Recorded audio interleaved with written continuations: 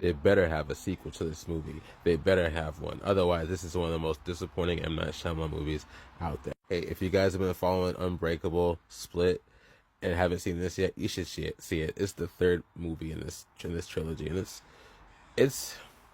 it's good, but man, that ending. If you haven't seen any of those movies, see those first, and then come back to this one. They're all tied together. So hey, if you like superhero films and you want like a different take on them, this is definitely your jam. But first, check out the first two and then this one. All right, review over for all of you that just left. For the rest of you, let's get into it. Did you guys know M. Night Shyamalan was actually able to put unseen footage of Unbreakable in this movie as flashbacks? Okay, so I'm going to start with the good. If you like Unbreakable at all, if you like Split at all, this movie is just a continuation of both. And it's a pretty tight continuation, actually.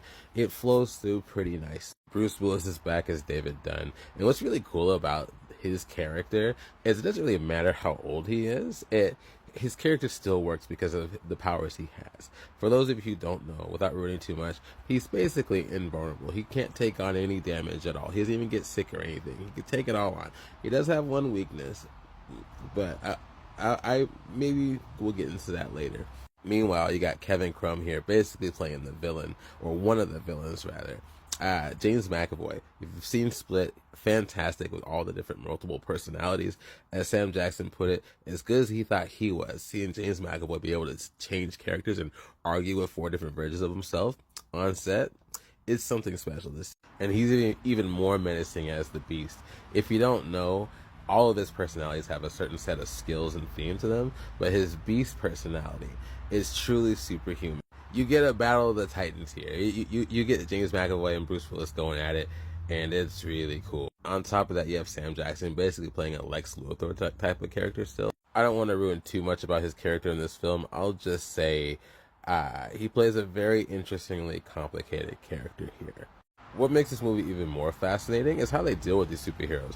They basically all end up being locked in this insane asylum, and basically the people inside of this asylum are telling them, hey, you guys are crazy. It's an interesting take on a superhero film. It's not like any of the Avengers movies or anything like that. You could say it's a bit more grounded. These people are basically locked up for being what they are, and it becomes a bit of almost like a mind-bending story in a way. Still with superhero action, and it's still with kind of superhero trappings of good guys and bad guys, but definitely a bit more complicated. In some ways, I think this is some of the best work M. Night Shyamalan's done. But that ending, man, I swear, him and his endings.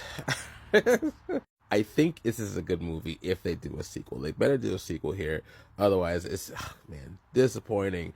Last thing, they do bring all the cast members from the last movie. So if you liked David Dunn's son, he's in here. If you like the Anna Taylor-Joy up in here, she's in here too. If you like any of Sam Jackson's mom in Unbreakable, she's up in here too. They definitely have all the characters from the previous ones. It is all very well connected, and it's a really cool story. But man, again, what a twist!